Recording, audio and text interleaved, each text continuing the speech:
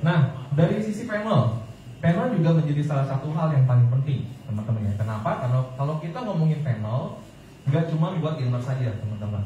Tapi sekarang ini setelah pandemi ya, mulai banyak bermunculan yang namanya job desk mengarah ke konten kreatif, konten kreator, ya. Nah, mereka juga butuh salah satu jenis panel yang ada, ya. Nah, di Predator Helios 16 kita akan ada dua konfigurasi panel. Ya, yang pertama adalah yang pastinya WQSDA ditambah lagi dengan refresh rate-nya itu sudah minimumnya 240 Hz, teman-teman.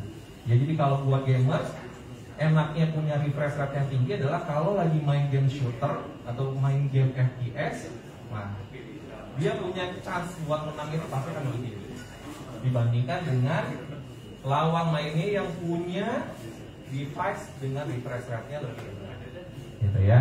Nah, ini jadi salah satu benefit buat player yang ada yang punya notebook gaming dengan refresh rate yang lebih tinggi, chance-nya pasti akan lebih banyak, gitu ya.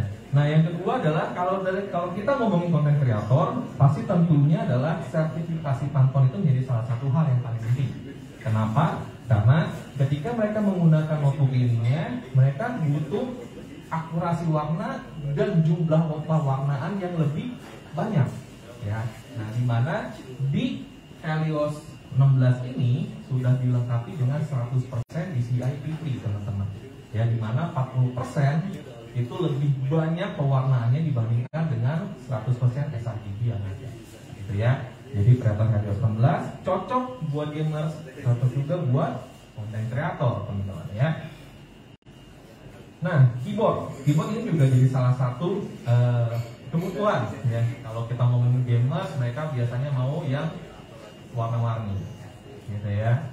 Nah, sebenarnya nggak cuma warna-warni aja, teman-teman. Kalau saya sempat ada tanya ke salah satu gamer, sebenarnya dengan keyboard yang RGB per switch, gitu ya, mereka bisa merasakan permainan game itu menjadi lebih hidup, lebih real.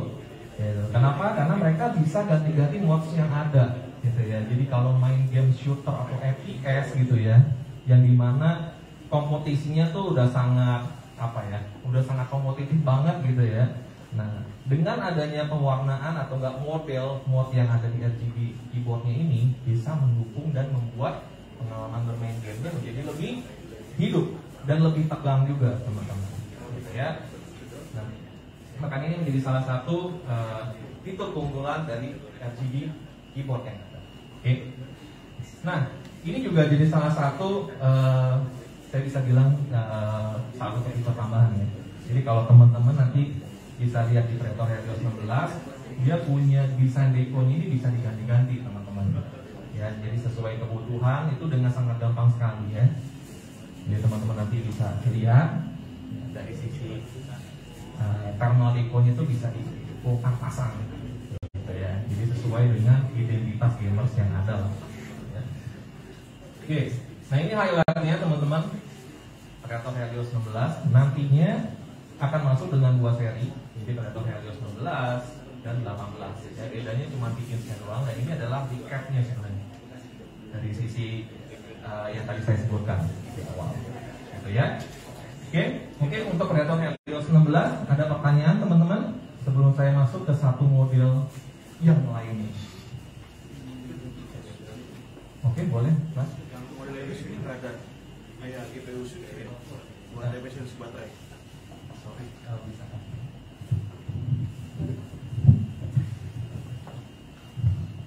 Ya, Mas mau nanya, yang untuk Helios ini nggak ada GPU switch ya buat efisiensi baterainya? Oh, ada. Oke, pertanyaannya terima kasih Mas. Ya, jadi untuk Predator Helios dan Nitro semenjak model 2022 dan sampai dengan model yang sekarang itu ada namanya tuh NVIDIA Advanced Optimus, gitu ya. Jadi bisa di switch berdasarkan kebutuhan ya antara dedicated dan integratednya, gitu ya. Nah ditambah lagi sebenarnya dari sisi NVIDIA yang terbaru dengan microprocessor arsitektur yang terbaru itu dia bisa 2 kali lebih hemat daya sih, gitu ya. Nah tapi nanti untuk yang benchmark dan yang lainnya teman-teman nanti bisa experience langsung lah, gitu ya, di kesempatan berikutnya ya. Oke, ada pertanyaan lagi? Kalau nggak ada, saya lanjut ya. Tadi saya dikasih slotnya katanya 2 jam. Ya, sekarang udah lebih 1,5 jam ya. Oke, kita saksikan videonya ya teman-teman ya di GPC Next FSR. Selanjutnya adalah dengan model